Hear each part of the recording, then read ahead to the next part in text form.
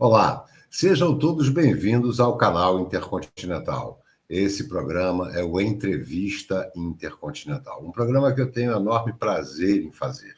Não é um programa de assuntos factuais, de headlines, é sobre pessoas. Eu sempre trago para esse programa pessoas que eu admiro, pessoas que têm uma história interessante para contar. O programa é pessoas que têm uma dedicação em alguma área e sejam excelentes nessa área, mas principalmente quem eu trago para esse programa são pessoas que eu posso chamar de amigo. E o meu amigo hoje, que será entrevistado, ou faremos esse bate-papo, é o Silvio Navarro, uma pessoa que eu tenho uma admiração profunda, profunda de verdade. Conheci um pouco mais sobre ele, fiquei antenado no lançamento do livro do caso Celso Daniel, todos vocês lembram disso. E a partir dali vim seguindo um jornalista que não para de crescer, que participa de diversos programas em diversos canais, tendo inclusive seus programas próprios, tendo também a direção e coordenação de documentários para Brasil Paralelo, extremamente bem produzidos, uma narração maravilhosa, toda a pesquisa, são materiais que valem a pena ser vistos. Mas vamos lá, vamos começar trazendo aqui para estar junto conosco o meu grande amigo Silvio Navarro. Silvio, seja super bem-vindo. Ô, Nando, obrigado. Uma honra estar aqui com você, meu amigo Nando Baltazar. Fico honrado e eu nem sei se sou merecedor de tantos elogios, mas eu gosto muito de contar histórias. Então, se a gente puder contar algumas aqui, vai ser muito bacana. Então vamos lá, vamos começar do início, né? Um dia tinha um garotinho, um jovem, que ficou pensando, como todos nós, que profissão eu vou seguir? Eu vou ser médico, engenheiro? Todos nós sempre tivemos essa dúvida na adolescência, porque a escolha da carreira é a definição de uma vida, ou pelo menos de uma grande parte da vida. Claro, depois pode ter outras formações, ampliar o conhecimento, ampliar as oportunidades de trabalho, mas a primeira escolha é sempre muito importante. O que levou o Silvinho, aquele menino, a escolher o jornalismo como profissão? Ô, Nando, você sabe que quando eu estava no colégio e eu entrei na faculdade de jornalismo, estudei lá em São Bernardo do Campo, na Universidade Metodista. Entrei ainda nos anos 1990, né? Não tinha virado o século ainda. Eu gostava muito de escrever, a minha paixão sempre foi a escrita. E eu gostava de fazer redação, era completamente apaixonado pelas aulas de língua portuguesa, de literatura e de história. Tanto que, e aí acho que hoje em dia eu vou ser perdoado depois de tantas décadas para dizer que eu fazia 3 ou 4, às vezes, redações na época das provas de final de ano. Acho que eu vou ser perdoado, né? Pelas professoras daquela época, porque eu entregava as redações para os colegas dentro da sala. Eu sempre fui apaixonado por escrever. E aí, eu passei no vestibular como jornalista, né? Naquela época eu prestei também, de novo, 3 faculdades, eu prestei letras, eu prestei história na USP, que depois eu fui aprovado em história, mas acabei não terminando naquele tempo a faculdade de história, algo que veio acontecer depois na minha vida, e passei em jornalismo também. E quando eu entrei na faculdade, o meu sonho era trabalhar na Folha de São Paulo. Eu queria ser repórter da Folha de São Paulo. Eu gostava da Folha, eu tinha aquela coisa no final de semana, eu ia comprar jornal na banca, e aí a gente precisava quase de um carrinho de mão, né? Aquele carrinho de pedreiro, para voltar com a Folha e com o Estadão, porque tinha os classificados, então era uma pilha assim de jornal, e eu adorava ler jornal, sempre fui apaixonado por jornal. E gostava da Folha. Então, esse era meu sonho. E aí o que aconteceu? No último ano da faculdade, eu prestei um concurso para a Folha de São Paulo, eu me inscrevi no trainee da Folha, mas eu também prestei um concurso, porque tinha um anúncio nesses jornais pedindo repórteres, porque a Folha ia lançar a sua versão na internet. viria a Folha Online, que não existia naquela época. Tinha o BOL, né, que era Brasil Online, tinha a OL, o IG também recém-lançado, mas não existia a Folha digital. E aí eu olhei aquilo e falei, putz, isso aqui é o futuro. Isso aqui é o futuro. Jornal, digital, internet. Eu tinha acabado de fazer meu primeiro e-mail, né? Era tudo muito novo. Era a geração do Orkut, vamos chamar assim. E aí eu fui e prestei o concurso para essa vaga de redator, repórter da Folha de São Paulo, sem estar formado. E aí me pergunte o que aconteceu, né? Vamos lá, o que aconteceu? Primeira coisa, você entra para o pioneirismo da comunicação digital, né? Parece que entrou para a Folha, não entrou? Entrei. Então, você passa a ser, a partir desse concurso para a Folha Online, um dos jornalistas pioneiros na área digital. Como é que foi? Você sempre teve o sonho de estar na Folha, mas era o jornal impresso, né? Inclusive, você disse, pô, o jornal no domingo era um calhamaço enorme. Eu sei porque eu cresci uma boa temporada da minha vida, adolescência, em São Paulo, morando em Higienópolis, e eu lembro bem do tamanho da Folha de São Paulo. Era um jornal muito, muito grande, de uma importância tremenda na época, com uma credibilidade que, claro, qualquer jornalista sonharia em estar lá, porque era um grande veículo de comunicação na época. E você, como é que foi, então, esse pioneirismo, além de realizar o sonho da Folha, ir para o online, que era uma novidade, como você mesmo disse, estávamos ainda na época do Orkut. Pois é, Nando, e olha só, aí eu fui e fiz o teste. Cheguei lá, entreguei ali um currículo, entreguei alguns documentos que você precisava, na rua Barão de Limeira 425, né? Barão de Limeira 425, quarto andar. Aí eu fui lá, entreguei e fiz a prova, né? Tinha que escrever notícias e eles falaram: você quer os candidatos para a área do impresso desse lado aqui da redação, e os candidatos para a área do digital desse lado aqui. E eu, esperto, falei assim, que lá tem mais gente. Aí todo mundo queria para o impresso. Eu falei, eu vou para o outro lado. E a chance de eu ser admitido é maior. E eu acredito no futuro. Eu falei, se está chegando esse negócio de internet é porque veio para ficar. Isso aqui é novidade, né? Claro. Eu vou lá. E fui, fiz a prova com outros candidatos e tal. E voltei para minha casa, tranquilo. Aí eu cheguei em casa, né, tocou o telefone 2, 3 dias depois, e era a diretora de recursos humanos, falando assim: olha só, Silvio, deixa eu te fazer uma pergunta. Você é formado em jornalismo? Eu falei, não, eu estou no último ano da faculdade. A gente estava em março daquele ano de 2000 e eu não tinha me formado ainda, eu me formaria no final do ano. Ela falou, mas a vaga é para formado. Como é que faz? Né? Você não falou que você não era formado, você trouxe um currículo aqui que você deixou em branco a parte da formação. Eu falei para ela, se você me der uma chance de eu trabalhar por um dia na Folha de São Paulo, você nunca mais vai me mandar embora, que eu vou trabalhar 24 horas aí. E ela falou, então vem, pode vir. E eu fui registrado no dia 27 de março de 2000 como assistente administrativo, não como repórter nem redator. Eu não podia ser, eu não tinha MTB, não tinha registro de jornalista. Então eu fiquei até dezembro, Nando, como assistente administrativo fazendo matérias para o site. E aí comecei, e era uma época em São Paulo, a gente tinha muita confusão na Fundação Casa, que chamava FEBEM naquela época, e eles não tinham ninguém para mandar para a FEBEM. Quem que ia ficar lá na Radial Leste, na Zona Leste de São Paulo, por exemplo, ali na esquina da Celso Garcia, na frente da FEBEM? Eu falava, não, pode deixar que eu vou. Aí eu ia com uma tira assim de ficha telefônica e um gravador de pilha. E gravava o Mário Cova chegando, secretário de segurança, e colocava a ficha no orelhão e colocava o áudio para eles ouvirem.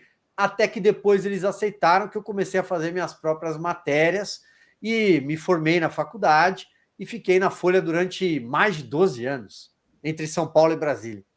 Olha, só aproveitar uma curiosidade, né? É uma coisa que nós temos em comum na nossa profissão, na nossa vida. Eu também sempre fui apaixonado por produção. E eu, com 17 anos de idade, verifiquei no Rio de Janeiro que a melhor produtora que nós tínhamos era a JB Tanco, que fazia, inclusive, o filme dos Trapalhões, muito material diário, né, de produção diária, como Supermercado Sendas, Óticas do Povo e assim vai. Um dia eu bati a porta, fui falar com o diretor de produção e disse que eu queria muito estar ali para aprender. Falei, não, me deixa, eu carrego caixote, 3 tabelas, carrego cabo, eu quero aprender, eu gosto dessa área. E ele me disse, não, Fernando, nós não tem como te mandar para o departamento pessoal, porque nós não temos vaga agora. Aí eu disse para ele, olha, acho que eu não me fiz entender. Eu não pedi uma vaga de emprego, eu pedi uma oportunidade de aprendizado. E eu quero aprender com o melhor, e o melhor é você. Esse produtor é Léo Barreto, um grande amigo meu até hoje, e foi ele que me deu essa oportunidade de começar. Depois eu fui para diversos outras produtoras, as melhores do Brasil, e segui minha carreira. Mas o início é esse, e isso é uma característica muito interessante sua, Silvio. É dizer, me dê uma oportunidade, eu vou mostrar a que vim e vocês não vão me deixar mais sair. Então, e mais, o que você acabou de colocar, ninguém queria ir lá para a Fundação Casa, ficar ali para coletar aquele tipo de informação, e é um trabalho desgastante. Você, não, eu vou. É o senso que eu não sinto muito hoje na juventude, que é empenho e agarrar as oportunidades. Esse empenho, essa coisa de se agarrar uma oportunidade com unhas e dentes e mostrar que veio, está cada dia mais difícil. Hoje em dia, a molecada, né, para começar, já quer começar com tudo acertadinho e bem. Mas daí tá, você entrou lá para a Folha Online, começou fazendo Fundação Casa. Ficou quanto tempo na Folha Online? Olha, Nando, eu fiquei alguns anos até em 2004, né? Então, estamos falando de 4 anos, né? Em 2004, eu fui para uma área dentro da Folha que chamava Agência Folha. Era a telereportagem, que eles chamavam. Era uma editoria que cuidava de tudo que acontecia no Brasil, menos São Paulo e menos Brasília. Eram repórteres que viajavam muito. Eu me lembro, por exemplo, em 2004, eu fui, naquela época, 2003, 2004, eu fui cobrir muita coisa pelo interior, pelos rincões do país. Fui várias vezes a Rondônia, Mato Grosso, fui para o Pará, eu fui cobrir o assassinato de uma missionária que chama Dorothy Stang, uma missionária, um assassinato que comoveu, né? Era o primeiro ano de governo Lula, e também era uma editoria que também emprestava repórteres para Brasília. Quando o repórter saía de férias, a Folha tinha uma coisa de você poder passar 6 meses, 9 meses em Brasília. Eles emprestavam o repórter para a sucursal. E é evidente que a primeira oportunidade que eu tive, a hora que apareceu ali a mensagem, quem quer passar uma semana em Brasília, eu falei, agora, eu vou amanhã, evidente. Agarrou a oportunidade mais uma vez. E aí foi aí que eu fui a Brasília, passei um bom período em Brasília, 9 meses em Brasília, e voltei para São Paulo, mas deixei muitos amigos lá, isso em 2004 para 2005, foi a virada do ano 2004 para 2005. E aí tem uma história boa, já que você está me permitindo contar histórias, olha só. O programa é feito para isso, é Em junho de exatamente. não, mas olha essa história, Nando. Em junho de 2005, eu fui a Rondônia, estava em Porto Velho, cobrindo uma crise que tinha acontecido com o governador, que era o Ivo Cassol, governador de Rondônia. E ele colocou uma câmera na casa dele e filmou os deputados estaduais pedindo propina para ele. Então ele entregava dinheiro, cobrava propina. E isso foi parar no Fantástico. No domingo estourou uma baita crise. Aí já era ano de 2005 e eles olharam ali para o lado e falaram: você vai, Porto Velho, agora, pode pegar o avião amanhã. Você gosta de política, você conhece um pouquinho já de Brasília, ficou lá 9 meses, vai lá, vai para Porto Velho. E eu fui, fiquei uma semana lá, apedrejaram, quebraram a Assembleia Legislativa. Quem estiver assistindo esse programa, tiver curiosidade, pode procurar no Google, tem todo esse histórico. Arrebentaram a Assembleia, foi uma grande confusão lá em Porto Velho. E eu tinha ido entrevistar o Cassol na casa dele, ele me me falou num dado momento, olha, eu estou sendo ameaçado de morte e eu tenho provas, tenho documentos, vou te entregar. E entregou. E eu publiquei a matéria de que ele estava sob ameaça de morte e que ele viajaria. Isso foi numa sexta-feira, em junho de 2005, e que ele viajaria na segunda-feira para Brasília, para a Comissão da Amazônia do Senado, porque ele iria expor tudo. Ele falou: eu vou levar todos esses documentos e muito mais do que eu já te dei aqui para segunda-feira arrebentar tudo no Senado, tá bom? Falei: tá bom. Liguei para a redação, falei com o pauteiro, falei: ó, vai acontecer isso, posso ir? Ele falou: ó, pode. Eu não tinha nem terno, nem gravata, essas coisas. Eu falei: não faz mal, eu passo aqui na primeira loja, compro um qualquer, mais baratinho que tiver, ponho na mala, mas tem como o meu avião não descer em Congonhas e fazer a escala em Brasília? Ele falou: tem. Sabe que dia era esse, Nando? Não. Dia 6 de junho de 2005. E aí eu desci no aeroporto Juscelino Kubitschek e liguei para ele e falei: ó, acabei de falar com o governador, tô indo lá para acompanhar a reunião do Senado. E o coordenador da equipe da manhã falou assim para mim: você já leu os jornais? Você já leu o seu jornal, a Folha de São Paulo?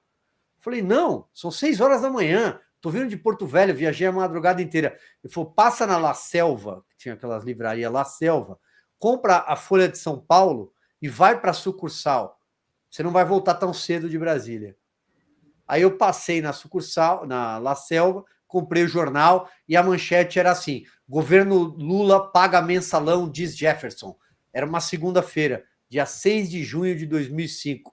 A entrevista para jornalista Renata Lopretti, na época, do Roberto Jefferson. E aí eu fui para a sucursal, me apresentei e falei: estou aqui, tenho aqui um paletó. Eles falaram: nós vamos pedir para você ficar aqui, reforço, São Paulo está mandando mais gente para cá, Brasília vai virar um caldeirão, tem um tal de mensalão acontecendo, fica por aqui. Atualiza tua credencial na Câmara, no Senado, fica por aqui, esquece o governador de Rondônia. Falei: tá bom, vou fazer isso agora. Quanto tempo eu vou ficar aqui para eu avisar minha família? Eu era um jovem, de 20 e pouquinhos anos. Eu preciso avisar que eu vou ficar aqui em Brasília, num hotel. Você vai ficar 15 dias. Eu fiquei 5 anos. É o que a gente está falando, né? A vida, se nós agarramos as oportunidades que temos, por mais que possam parecer pequenas e inusitadas às vezes, a vida nos traz sempre surpresas, né? É o nosso empenho que vai gerando e abrindo portas para que essas surpresas acontecessem. Essa surpresa não teria acontecido se você não tivesse vindo de Rondônia, feito escala em Brasília, e talvez isso não tivesse acontecido. Se você tivesse desembarcado em Congonhas, talvez isso nunca tivesse acontecido. E a vida tem isso, né? Que é esse grande barato. A gente vai na nossa trajetória e as surpresas, elas vão acontecendo. E aí você iniciou a cobertura do mensalão. Você foi para Brasília para isso. Como é que foi esse impacto de chegar em Brasília, jornalista, com o primeiro paletó, né?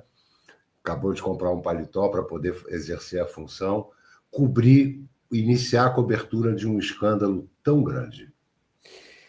Pois é, Nando, quando você chega em Brasília dá um susto, né? Tudo ali é muito grande, e aqueles jornalistões todos lá ali, você toma um susto, você fala: meu Deus do céu, eu só vejo esses caras no Jornal Nacional, ou eu leio a coluna deles, aí às vezes você olha, você fica até um pouco receoso: o que eu, um menino aqui, né, mal sabia dar nó de gravata, o que eu estou fazendo aqui? E, obviamente, que eles te dão as tarefas mais simples, né? Que é segurar o gravador, e aqui e ali, e você cai num lugar onde você precisa sobreviver. Mas eu sempre fui muito apaixonado por jornalismo investigativo, né? Então eu falei: bom, eu preciso aproveitar essa oportunidade de 15 dias, ou que seja até 3 semanas, não sei, com unhas e dentes, né? Então, eu pensei assim, teve uma reunião de pauta, naquela primeira vez na reunião de pauta também. Aliás, os próprios figurões do jornal, da Folha na época, eu conheci ele naquela reunião de pauta. Eu ficava assustado, assim, eu olhava e falava: nossa, será que eu estou no lugar certo aqui? Porque são os caras tão grandes que assinam a capa de jornal e tal.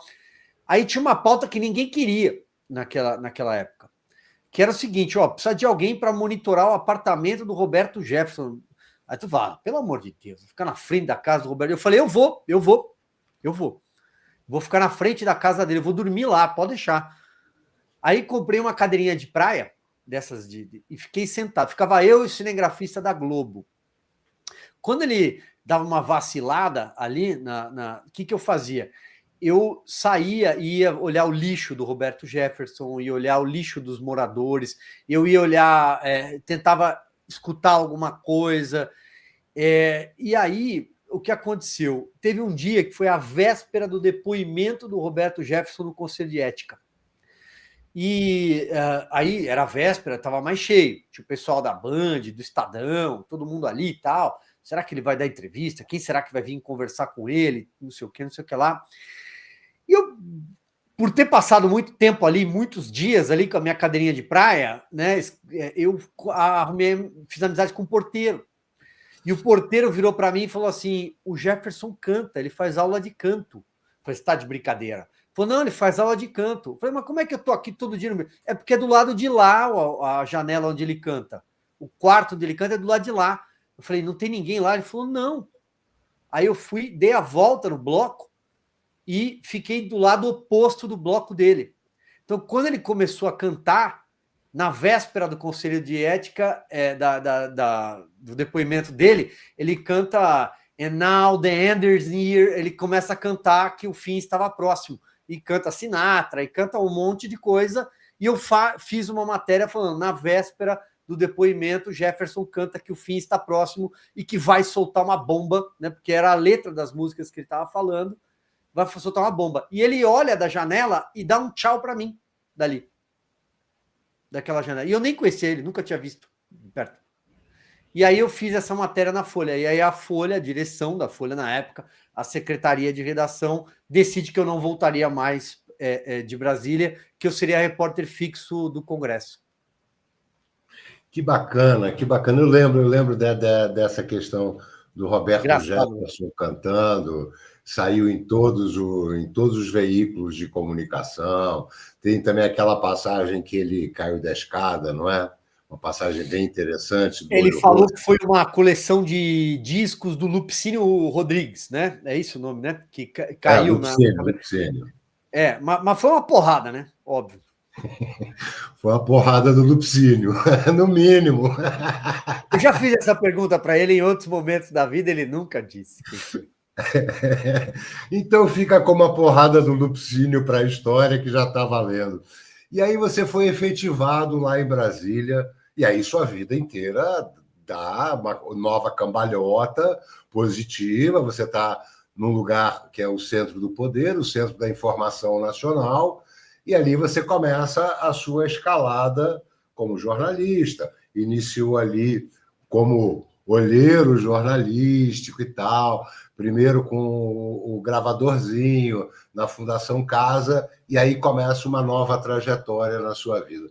Como é que foi essa oportunidade e essa nova trajetória? E dentro dessa nova trajetória desses anos em Brasília, o que você tem para contar assim de especial, interessante, da área de jornalismo, né? Porque nós que trabalhamos com jornalismo somos surpreendidos a cada dia com alguma coisa inusitada, né? Alguma coisa que vira história. Nós estamos ali vendo um fato, mas de repente viramos, naquele momento, parte de uma história. Ali uma chavinha virou, né? Porque eu já era funcionário da Folha, eu já tinha sido efetivado já em São Paulo, né? Depois de ter terminado a faculdade como repórter da Folha de São Paulo, tinha lá meu registro, meu MTB, trabalhava normalmente como um repórter. Mas em Brasília foi quando eu realmente descobri uma grande paixão, que é a história e a política. Né? Eu sempre fui muito apaixonado pela história, é a minha grande paixão, mas a história política brasileira. E ali eu passei a acompanhar o dia a dia, né? Era um momento de muita efervescência. A CPI dos Correios, a CPI do Fim do Mundo, que investigou o caso Celso Daniel, a gente já chega nele. Já vai falar. era um momento de muita efervescência, e aí eu fui aprendendo a dar os meus passos como repórter de política, repórter de Brasília. Nós estamos falando de alguma coisa que aconteceu há 20 anos, então tem já alguma estrada, o jornalismo era outro, o mundo era outro, a forma como se encarava determinados absurdos relativizados hoje em dia no Brasil não acontecia daquela forma, né? Escândalo era escândalo. E eu me lembro, por exemplo, de uma passagem, Nando, muito simbólica, que é o 11 de agosto de 2005. 11 de agosto de 2005, o Duda Mendonça, que era um marqueteiro do PT, que tinha sido contratado para construir uma imagem do Lulinha Paz e Amor, ele ergueu essa imagem do Lulinha Paz e Amor naquela eleição de 2002. O Lula estava cansado de perder. E aí o Zé Dirceu toma o comando do PT antes da eleição, o campo majoritário, que hoje é denominado Construindo um Novo Brasil, ele toma esse campo majoritário e decide fazer acordos que o PT, talvez, naquela época, não considerava, porque eram negociatas do PSDB, que era o Marcos Valério, que era a história das agências de publicidade fraudulentas, que você conhece bem, quem está nos assistindo conhece bem. E o Zé Dirceu fala, não, se precisa desses milhões para ganhar, a gente vai fazer acordo, nós vamos ganhar. E aí o Duda Mendonça elege o Lula, né? Aquelas grávidas todas de branco andando no gramado, né? Grávidas de um novo Brasil, aquele menino que é um ator do Rio de Janeiro, fala, meu nome é João, eu sou filho de uma doméstica e meu pai era pedreiro e eu não tive oportunidade, mas eu sou Luiz Inácio Lula da Silva. O Brasil vive tudo aquilo, né? E o Duda Mendonça foi quem construiu isso. O Duda Mendonça elegeu de Maluf a Menem na Argentina. Por que não elegeria o Lula? Com muito dinheiro na mão. E elegeu, né? A despeito de algumas circunstâncias políticas que o próprio PSDB rifou o candidato na época, porque o Fernando Henrique estava cansado de tudo aquilo. Mas onde é que eu quero chegar? O Duda Mendonça entra no Congresso Nacional naquele dia e espontaneamente ele diz, eu vou dar um depoimento aqui na CPI dos Correios. E ele assume que ele recebeu mais de 10 milhões de dólares no exterior, que o PT pagava a Caixa 2. Aquele dia, a gente assistiu petistas no plenário, não só deputados, o senador na época, Eduardo Suplicy, chorando.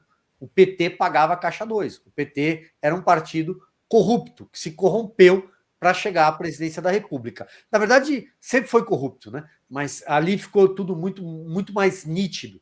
Então, essa passagem, para mim, foi muito marcante lá em 2005. Depois tive outras grandes coberturas, cobri eleições todas, né? A crise do Renan Calheiros, em 2007. Voltei para São Paulo, aí eu fui trabalhar com coluna, trabalhei na coluna Painel da Folha de São Paulo, mas o jornal, de alguma forma, já não tinha mais a mesma diretriz que eu gostava. Eu sempre fui um cara de direita, sempre fui. É claro que a direita ela saiu do armário de verdade no Brasil com o Bolsonaro, mas antes, as pessoas que já tinham algum alinhamento com as ideias da direita, com o liberalismo, conservadorismo, ou que não gostavam daquela coisa da ideia que o PT tem do roubo altruísta, né? Isso tudo já sempre existiu. E aí, quando o jornal muda a direção, o jornal mudou a direção em 2012, né, naquela virada para 2012. 2012, eu já não me sentia confortável mais na Folha. E aí eu falei, puxa, tem um lugar que eu adoraria trabalhar, é a revista Veja. E aí eu fui editor de política da Veja por 6 anos. A sua história, eu acho, assim, que eu gosto muito de você. E acho barato essa sua história porque você é um buscador dos seus sonhos. E busca os seus sonhos através do empenho, da dedicação. Não é alguém que fica sonhando, meu sonho é esse, tomara que caia do céu. Não, você corre atrás. E aí, como é que foi essa entrada nesse novo sonho que era a revista Veja? Também outro veículo na época de extrema importância no Brasil, um veículo que todos nós líamos semanalmente.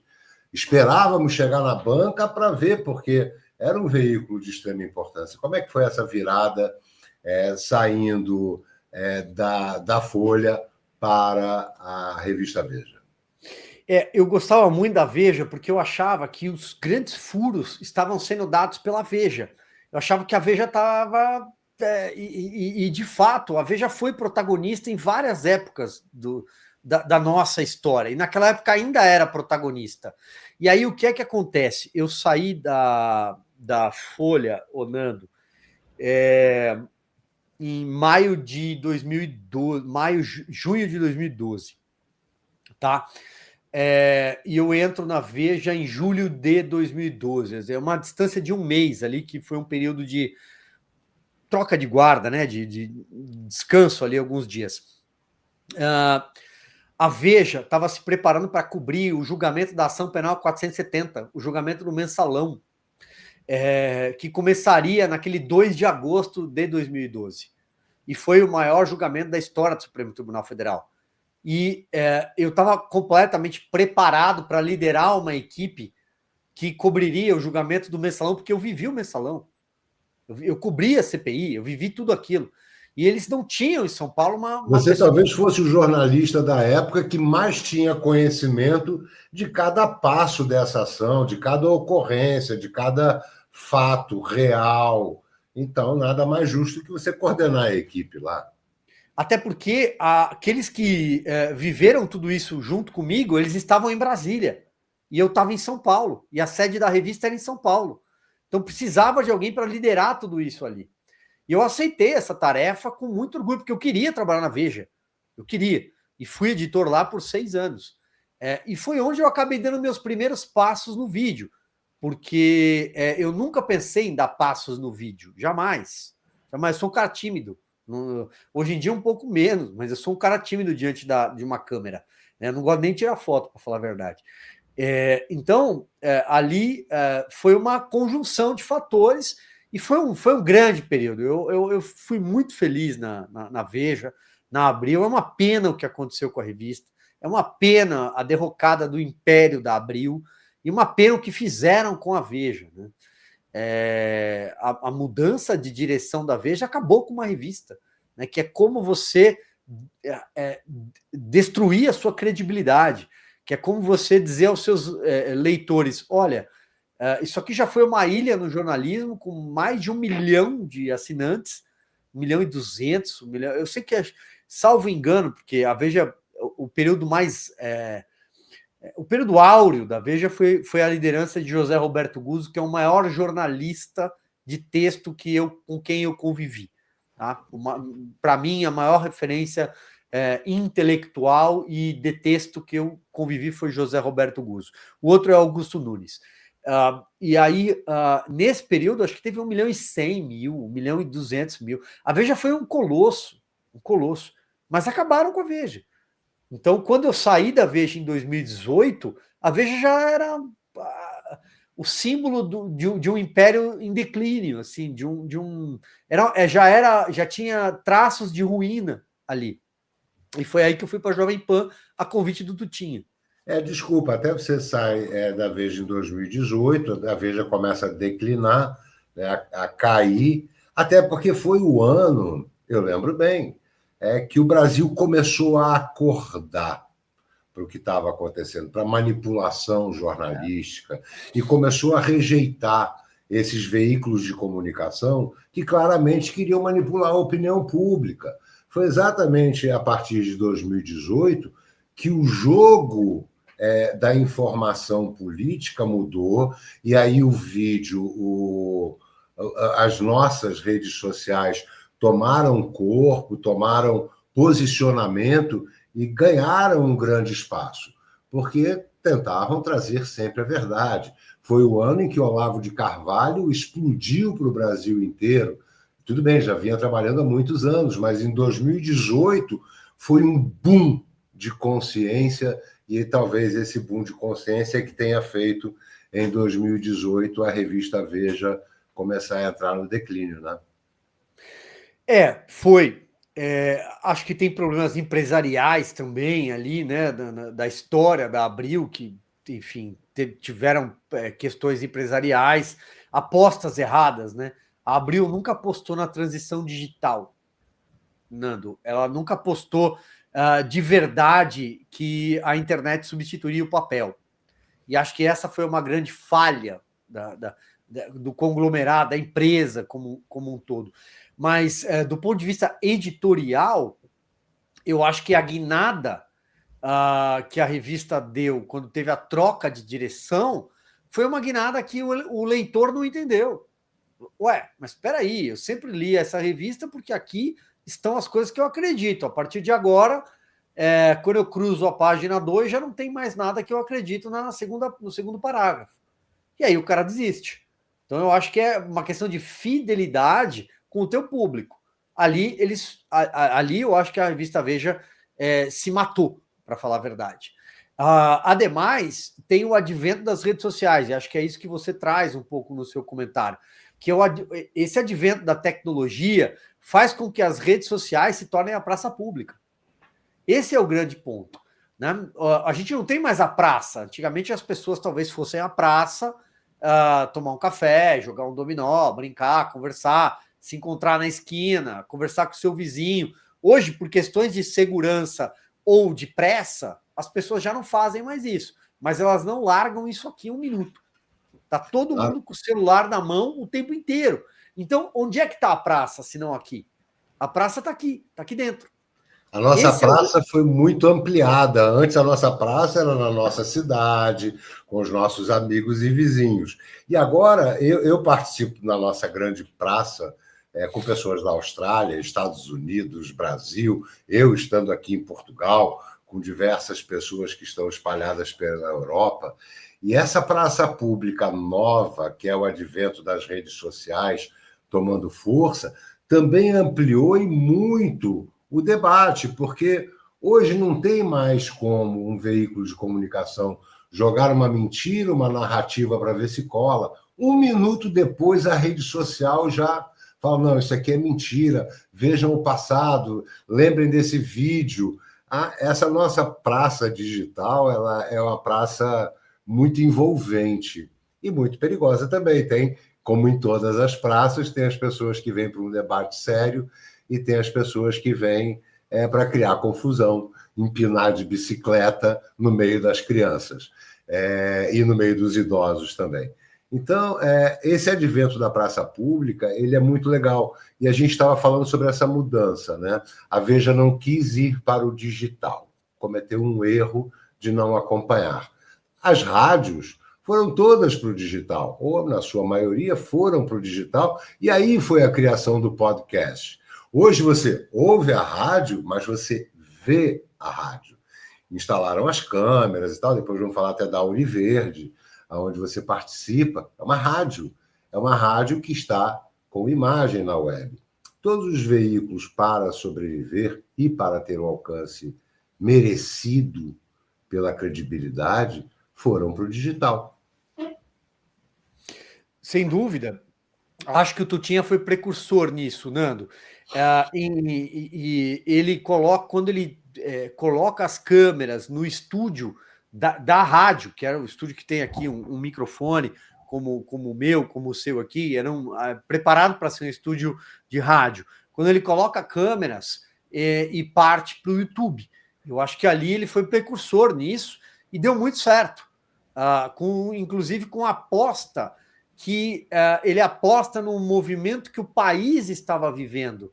Porque em 2018, eu fui para a Jovem Pan antes da eleição do Bolsonaro, mas em 2018 o país estava pronto para eleger um presidente de direita. E ninguém queria aceitar isso na imprensa velha, que hoje a gente chama de imprensa velha, né? A imprensa tradicional. O próprio Brasília, de alguma forma, desconfiava que isso seria possível. Brasília achava que não, que deve ter alguma coisa errada aí com determinadas pesquisas. É impossível que nós vamos eleger um cara como o presidente Jair Bolsonaro. É impossível que a direita vai chegar ao poder. E a direita chega ao poder. Esse foi a grande surpresa. Por quê? É fruto da exaustão da corrupção, da Lava Jato, que varreu o país desde 2014, Então, o impeachment da Dilma acontece em 2016. Quando você chega em 2018, já existia uma maturidade dentro da sociedade de que político corrupto, o lugar de político corrupto era na cadeia. E aí as coisas começam a mudar no Brasil. Você não tinha um Supremo Tribunal Federal ativista como tem hoje. Falo isso, evidentemente, com determinado zelo. Mas, assim, você não tem um ativismo como tinha hoje. Portanto, a política era resolvida no certame político. Qual é o certame político? Congresso Nacional, as urnas. É ali que se joga o jogo. É ali que se faz política. Você faz política na tribuna. Você faz política com quem forma a maioria no plenário. Você faz política com quem ganha a eleição e governa. Sem a caneta do juiz. Sem tapetão. Então, era um outro Brasil, era um outro cenário. E aí, eu acho que a Jovem Pan entrou com tudo ali, aproveitou o cavalo selado e foi. Eu fiquei na Jovem Pan de 2018 até 2020, saí no início da pandemia. Depois, outras coisas aconteceram, né? Eu passei pela Rede TV durante 2 anos como comentarista político com o nosso amigo Lacombe. O Constantino chegou a participar também durante um período desse programa. É o período do surgimento da Revista Oeste, que é uma revista que traz todo o espólio e o legado da Veja. Ela se propõe a continuar o trabalho que o José Roberto Guzzo fazia, e um projeto incrível. E também participo da Rádio Auriverde, que eu acho que hoje é a voz no rádio, é a voz da direita no Brasil, com o meu amigo Alexandre Tolle. Claro. Você comentou sobre o ativismo judiciário, né? Ele, na verdade, começou em 2019. Em 2019, eu fiz uma já entrevista com 2 deputadas, Bia Kicis e a outra é do Rio de Janeiro, a Cristonieto, já falando, fui a Brasília fazer essas entrevistas, entrevistei Carol Detone, assim vai. E já era sobre o ativismo do judiciário, que iniciou em 2019. Mas a gente daí começou a falar sobre outros veículos, e eu quero chegar nisso, que é uma parte importante. Você é uma pessoa que participa de diversos veículos de comunicação, e eu acompanho, e gosto muito, Silvio, de acompanhar comentários, tá? Às vezes eu estou prestando atenção no que está sendo dito, mas o que eu curto muito acompanhar é o chat ao vivo, acho ali um grande barato, né? Porque é a praça pública. É o momento em que se dá voz a qualquer cidadão comum que esteja disposto a estar ali. Está ouvindo uma reunião entre algumas pessoas e dando os seus palpites. Eu gosto muito, e nesses comentários sempre você com muitos elogios, porque é óbvio. Desculpa, eu sei que você não gosta de ser elogiado, mas eu sou tímido, né? Eu, como espectador, tá? Como produtor, e como eu sou produtor do 4x4 e também de outros canais, mas como espectador, eu acho incrível uma qualidade única que você tem, que é memória. Quantas vezes no 4x4 falam de alguma coisa que não está na pauta? Não está, não seria. Mas há um comentário só. Não, pois é, isso aconteceu numa quarta-feira, era um dia chuvoso, eu estava em São Paulo, indo para Congonhas.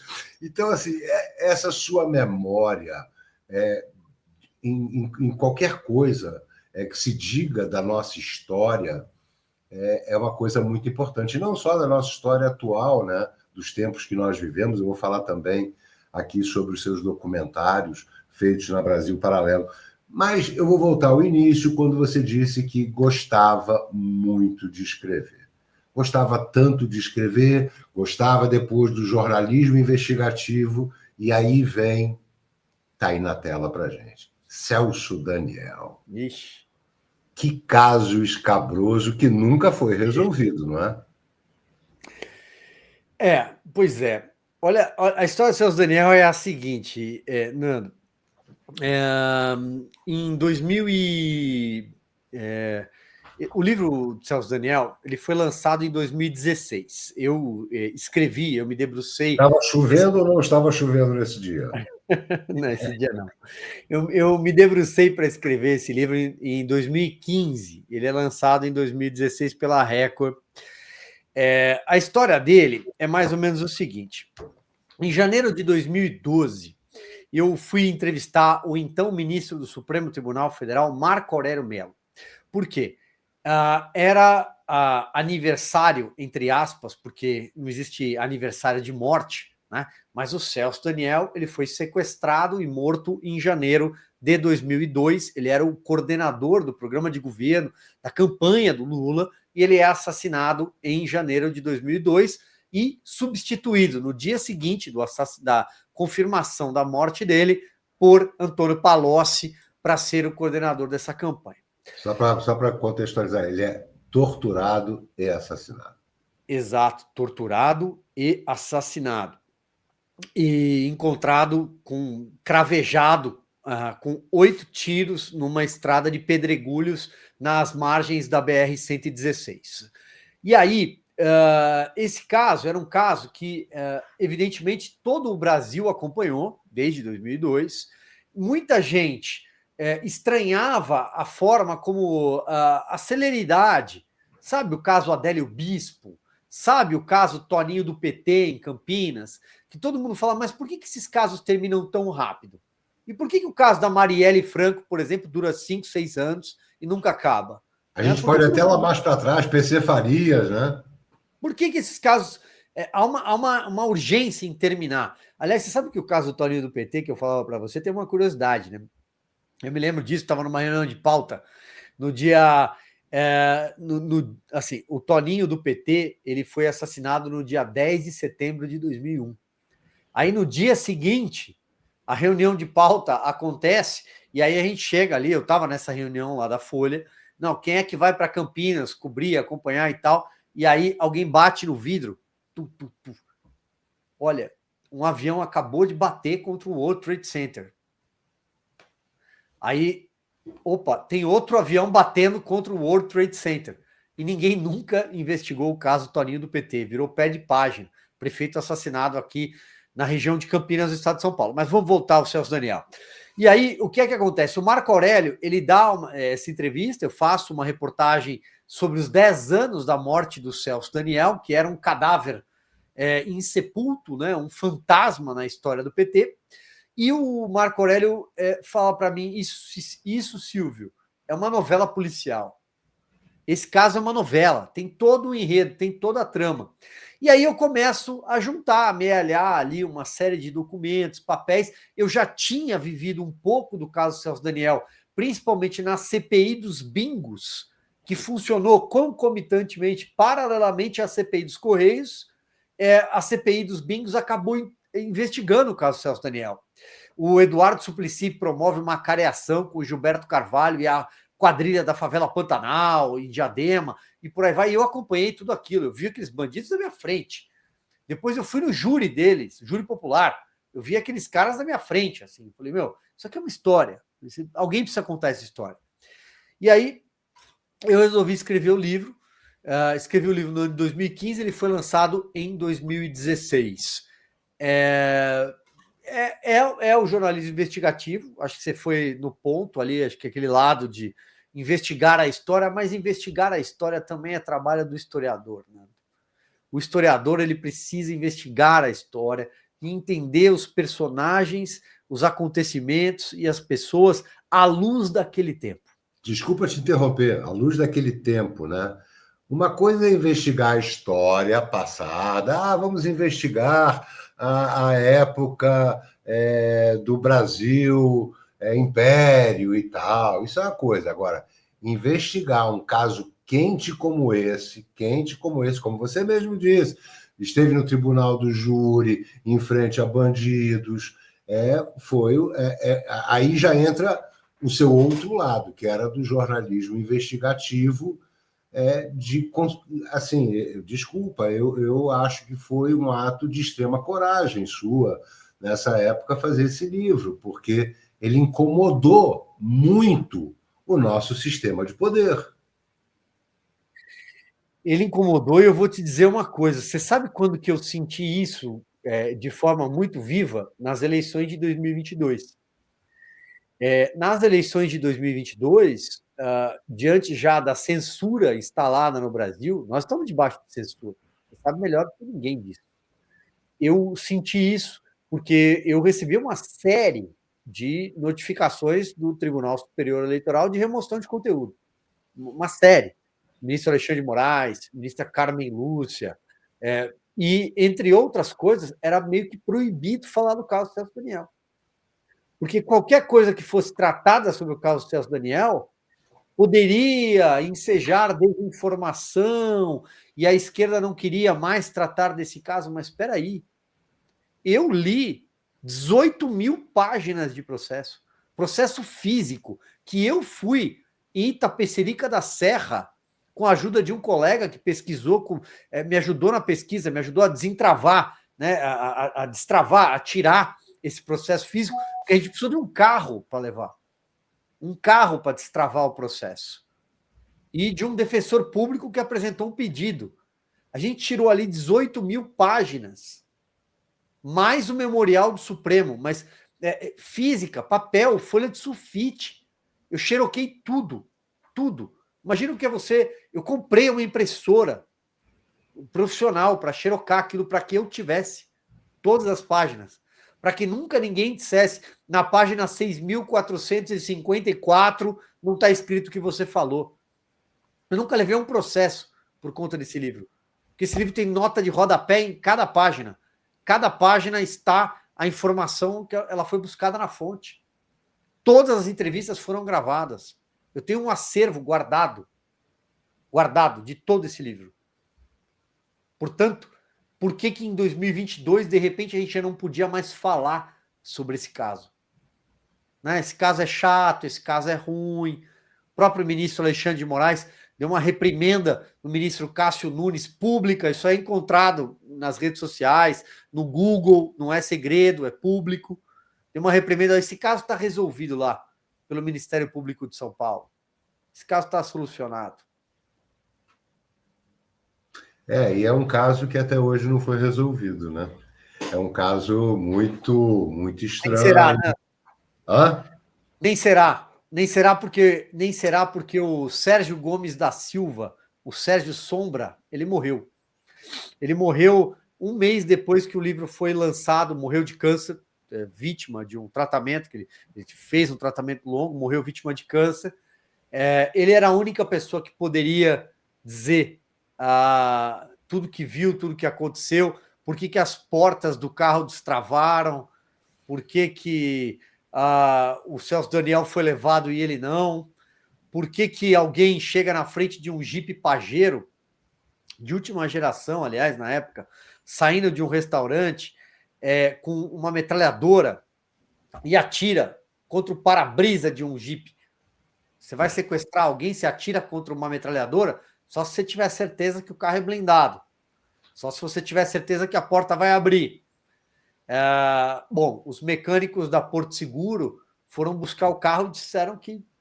Eu tenho relatos, tenho documentos, tenho tudo. Estou falando aqui. O carro não tinha pane nenhuma. O carro nunca sofreu uma pane. Por que as portas abriram? Por que o carro não andou? Por que o Sérgio Sombra passou 10 anos sem falar? Quem pagou o advogado dele? Um dos criminalistas mais caros do estado de São Paulo, do Brasil, foi o PT.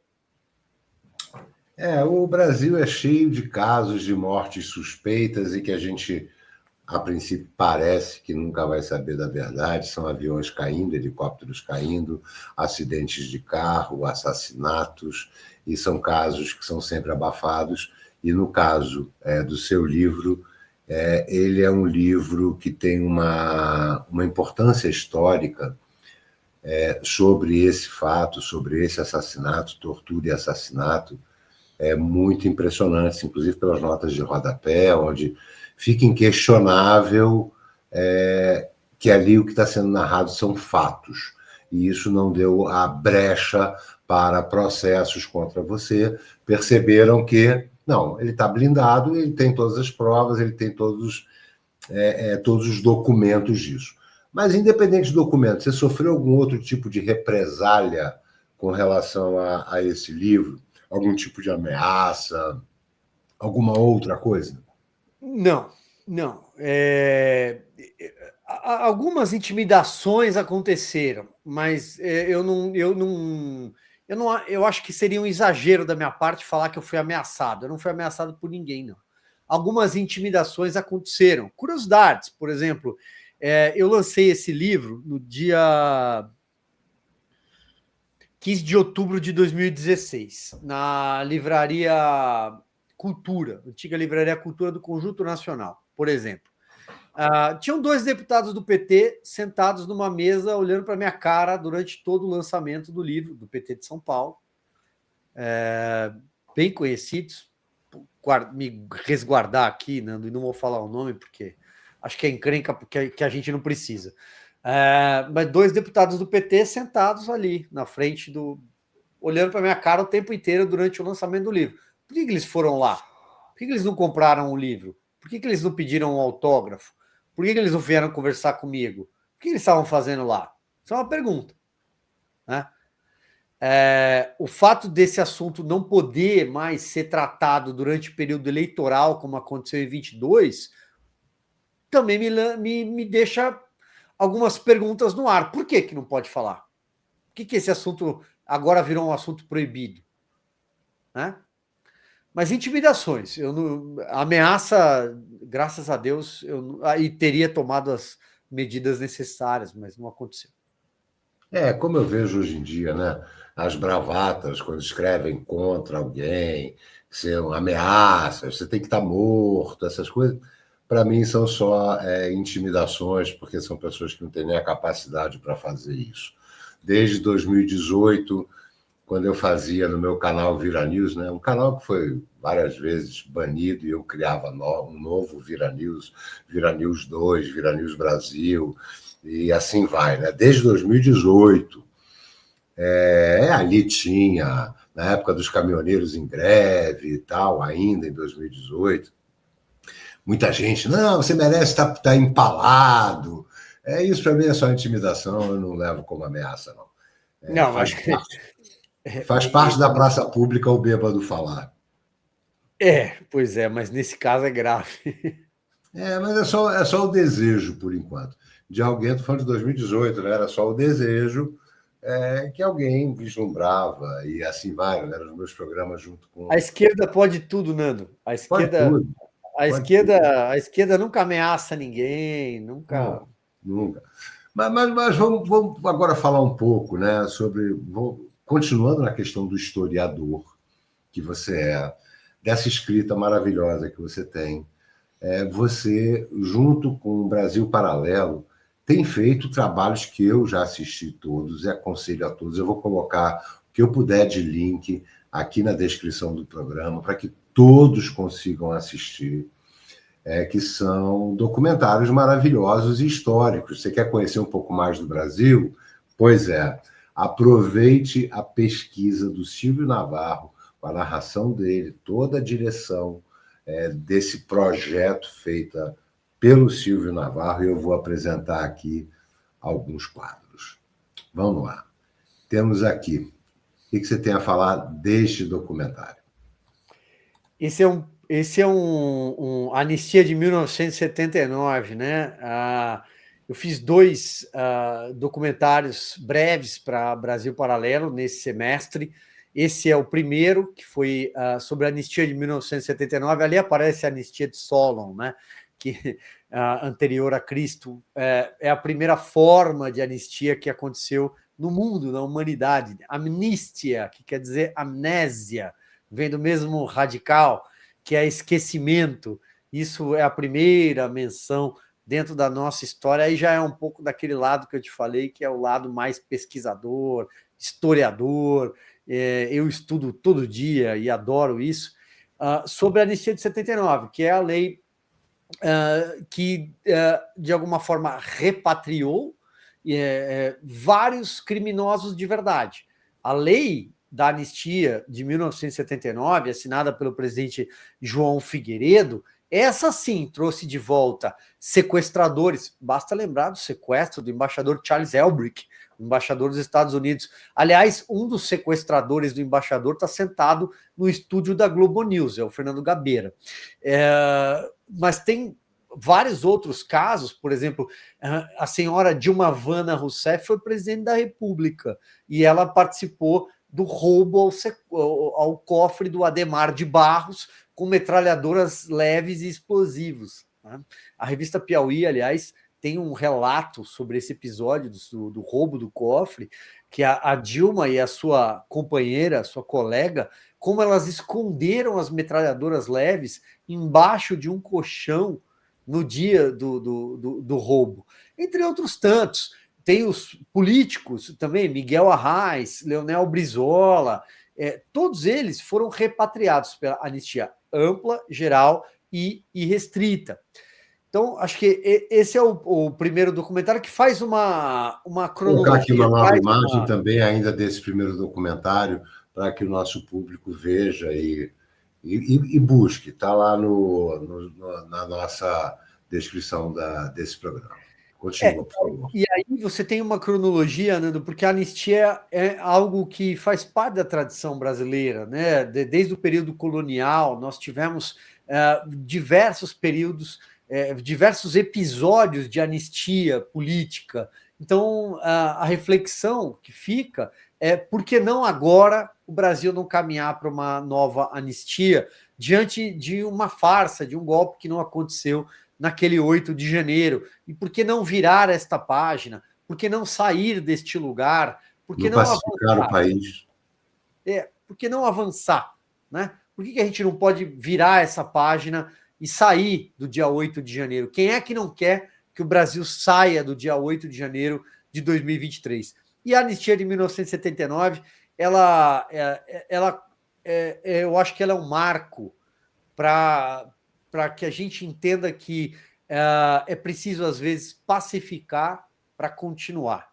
É preciso, às vezes, passar uma borracha e abrir, ampliar o espectro político de novo, para que a gente encontre novos caminhos para o país. Infelizmente, isso não está em discussão ainda, mas espero que esteja. Inclusive porque a anistia, nesse momento, não é anistia para assaltantes de banco, sequestradores de avião, e nem pessoas que mataram seus companheiros injustiçados. Marighella e companhia, né? O Marighella, na verdade, ele acaba sendo morto. Mas, enfim, era todo aquele pessoal da aliança dele, do grupo político dele, da Vanguarda Palmares, todos eles eram terroristas. Eles eram guerrilheiros urbanos. Exatamente. Então, a anistia hoje eu vou te dizer, é o termo que tem que usar, mas é um termo que eu nem gosto muito, porque a gente anistia crimes. E, basicamente, o que aconteceu no dia 8 de janeiro não foi um golpe de Estado. Então, é complicado. E se houver anistia ampla, total e restrita, é capaz que salve até um criminoso ou outro. Mas não são os que desceram para a esplanada dos ministérios. São alguns que já estavam lá. Mas vamos lá, vamos continuar. Agora eu vou rodar aqui para Brasil Paralelo. Né? Vamos lá, tem aqui, esse nós já comentamos. Nós já comentamos sobre Brasil Paralelo, então eu vou partir para os programas que você participa, né? Você é um jornalista extremamente requisitado. Vamos lá, vamos começar por um programa que você faz ocasionalmente. Eu sou o produtor do 4x4 e sempre digo para você, que felicidade te ver na nossa bancada, que felicidade sempre.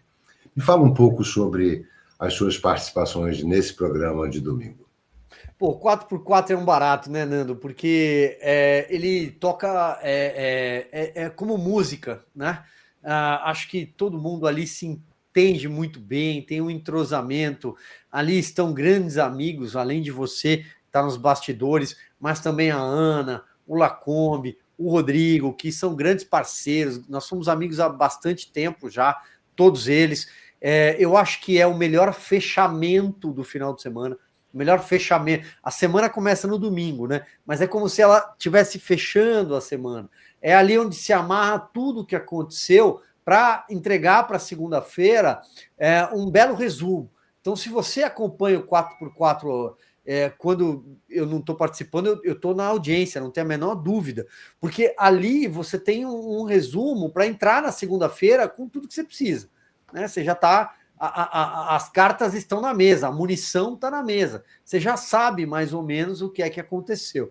Então ele ajuda, para mim, como jornalista também, eu gosto muito de participar porque ele me ajuda na preparação da semana. Então, é um programa que eu gosto muito de fazer, principalmente por estar ao lado de vocês todos.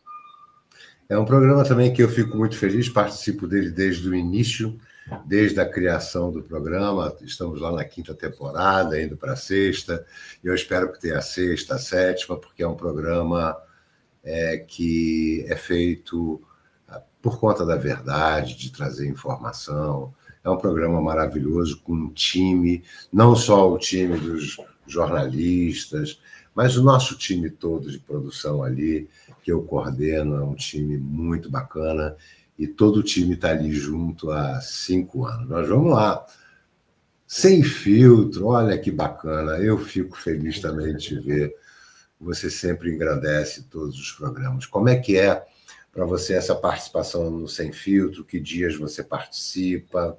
Como é que é essa rotina? O Sem Filtro é um programa diário, eu faço de segunda a quinta, eu só não faço na sexta-feira. Na sexta-feira, quem faz tem uma mudança ali um pouco nas cadeiras, né? O Alexandre Garcia participa de Brasília. O Sem Filtro, ele é um programa diário, então, portanto, ele é um programa de hard news e também ali estou cercado de grandes amigos, de grandes jornalistas, mas sobretudo do Augusto Nunes, Nando.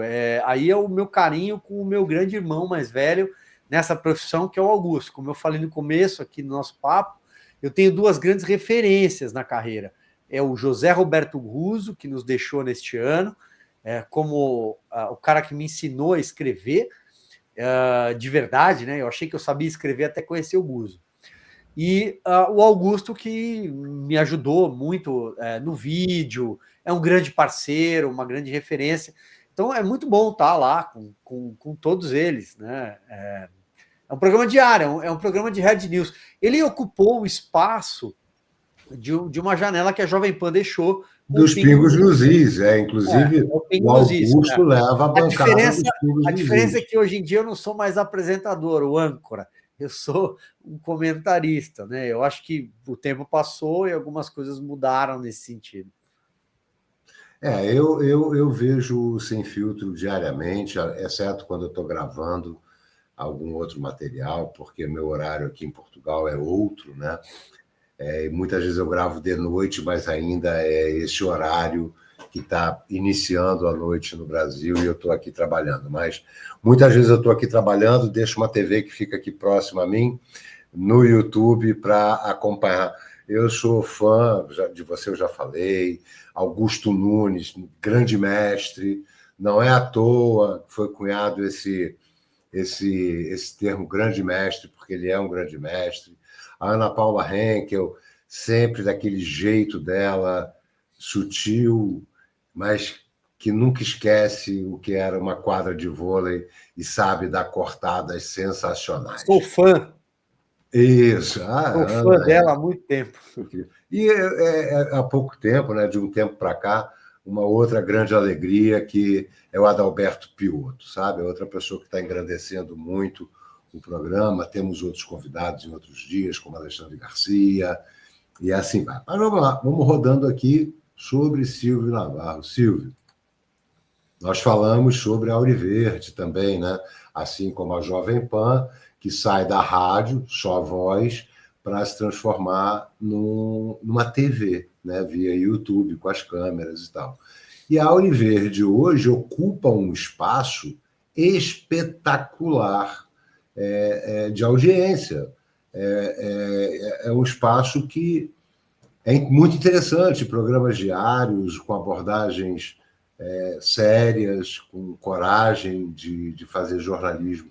Que dias que você participa, como é que é e como é que você vê essa questão desse programa da Rádio Auriverde.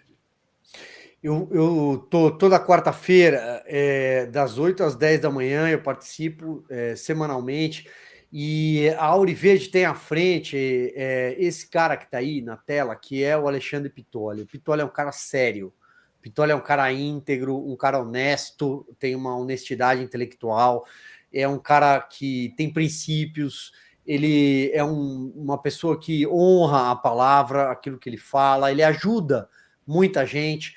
Então, para mim é um prazer estar lá com ele. A Auriverde já foi Jovem Pan Bauru, e o Pitoli sofreu por tudo isso, né, por ter a guinada, a virada da Jovem Pan, de alguma forma, acabou deixando o Pitoli na mão ali em algum momento.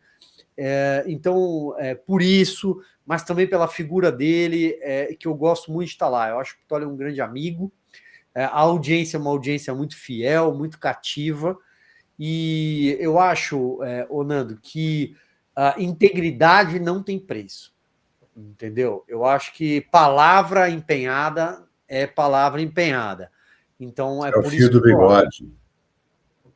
É por isso que eu tô lá. E eu gosto também muito do Pitoli. Pitoli foi uma pessoa, eu acompanhei É uma baita essa, história de vida, viu? essa rasteira momentânea lá que ele levou, da Jovem Pan tirando o sinal dele, e ele precisando continuar a comunicação, senão também perderia a concessão dele. Então, Ele emprega gente, né? Ele emprega muita gente, né? Imagina você tirar, você, enfim, não foi legal o que aconteceu, mas ele se reergueu e hoje ele está maior do que ele era. então, exatamente, ele está muito maior do que ele era quando ele era Jovem Pan Bauru. Então, é um grande guerreiro da comunicação, mais uma pessoa que eu digo aqui com toda tranquilidade, como já disse de outros vários jornalistas, que eu tenho profunda admiração. Ele, sim, é um radialista de verdade e lembra os meus tempos, quando eu era jovem e trabalhava em rádio AM, notícia ali em cima da hora. Eu sou apaixonado por rádio. Mas vamos lá, tem um outro programa muito especial que você faz às quintas-feiras, que é o Arena Oeste. Esse é um programa que começa sempre às 8h30 da noite. É um programa que eu sempre assisto, eu vou dizer de mim, eu sempre assisto posteriormente, só por uma questão profissional minha, sempre assisti na hora, mas hoje, por uma questão profissional minha, de um outro programa que eu faço nesse mesmo horário, que eu ajudo na apresentação e na produção, eu sempre acompanho no dia seguinte, porque Arena Oeste é um programa necessário, sabe, Silvio? Como é que é esse Arena Oeste? Essa criação foi sua? Como é que isso tudo acontece? O Arena Oeste, eu até brinco, né, que ele é uma espécie de o Roda Viva das antigas, né? É um programa de entrevistas onde você coloca ali no centro da mesa, né, no centro da roda, um entrevistado com a participação de jornalistas independentes, jornalistas que não sempre, aliás, metade não é da casa, são jornalistas de outros veículos. Portanto, não existe nenhum tipo de orientação sobre as perguntas que serão feitas. É uma arena. O convidado aceita participar de um programa durante 1h30 em que todo tipo de pergunta pode ser feita. Não tem edição, não tem nenhum tipo de censura e, claro, com a devida cordialidade, todos os profissionais convidados são de fato muito... enfim, cuidadosos, mas as perguntas difíceis são feitas. Então, essa é a ideia desse programa. Abordar temas importantes, né, do debate público, trazer personagens. Esse é o major do Exército de Israel, né, o Rafael Rosenstein, que fala muito bem o português, né? E é incrível, ele consegue se comunicar com o Brasil de uma maneira espetacular. Impressionante. Essa foi a última edição, esse é o Major de Israel. Então, são personagens políticos, do meio jurídico, ou como, nesse caso, né, o Exército de Israel, portanto, vamos falar de geopolítica, vamos falar da crise no Oriente Médio, sem nenhuma censura. O programa chama Arena, mas poderia chamar Sem Edição também, né? Mas aí é que está, né, Silvio? É uma arena, a arena é o nome mais elementar e óbvio, né? Porque é como você disse, é tipo um Roda Viva, na época boa do Roda Viva. E a pessoa está ali no centro da arena. E ali é como era o Roda Viva antigamente. Você não sabe o que vai acontecer. É um programa em que jornalistas são chamados e têm liberdade para fazer suas perguntas. Então, é um tipo de programa, Silvio, que eu particularmente gosto muito. Gosto muito porque a gente percebe que não é um programa roteirizado.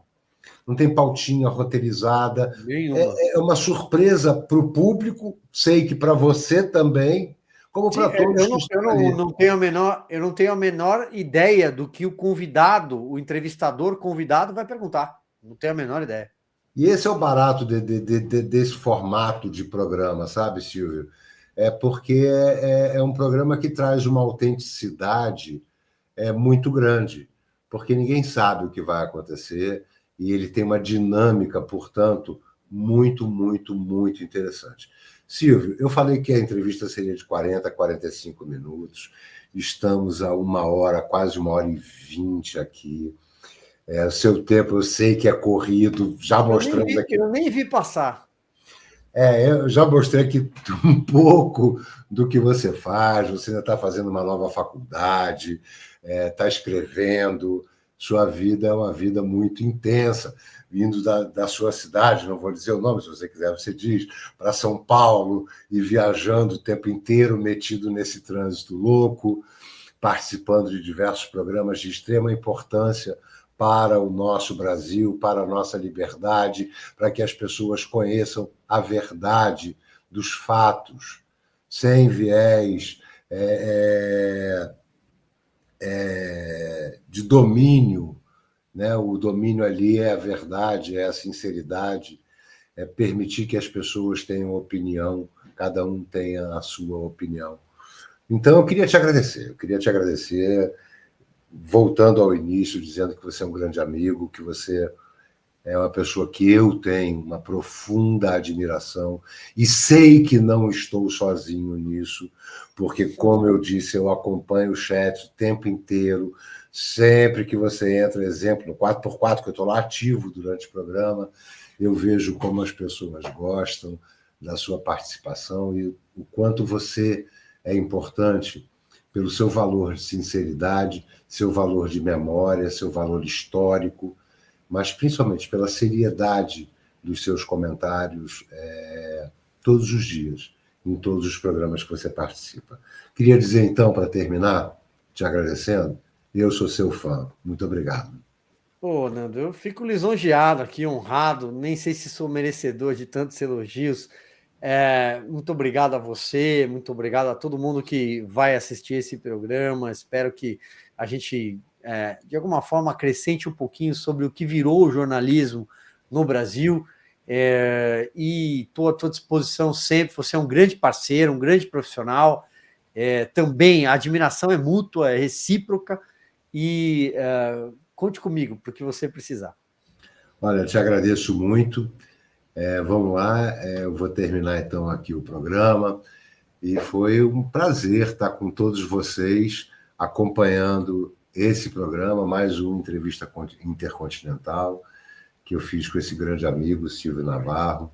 Se você gostou desse programa, curta, compartilhe, envie para os amigos. Esse é um canal novo, como eu disse durante o programa, quantos e quantos canais meus já foram banidos, bloqueados, quantas e quantas vezes eu tive que recomeçar a minha vida. E esse canal intercontinental representa também um recomeço dessa minha vida como comunicador. Trago aqui diversos programas sobre saúde, entrevista intercontinental, programas gigantes em Portugal, onde eu estou priorizando na produção mostrar a vida dos bons brasileiros que moram aqui e que se transformam em gigantes em Portugal, pois Portugal está passando por um momento muito difícil devido a péssimos brasileiros vindo aqui e manchando a imagem de todos nós. Então, a minha tentativa é fazer um canal com alguma variedade, sempre nesse espírito de busca de uma boa produção, de uma boa informação. E eu conto com cada um de vocês que está assistindo, que curtam, que compartilhem, indiquem para os amigos. E queria finalizar mais uma vez dizendo: que orgulho ter feito esse programa hoje com esse grande amigo, Silvio Navarro. Muito obrigado, principalmente, a todos vocês que estão assistindo esse programa. E se Deus quiser, logo, logo vem um programa novo, mais um Entrevista Intercontinental. Até já.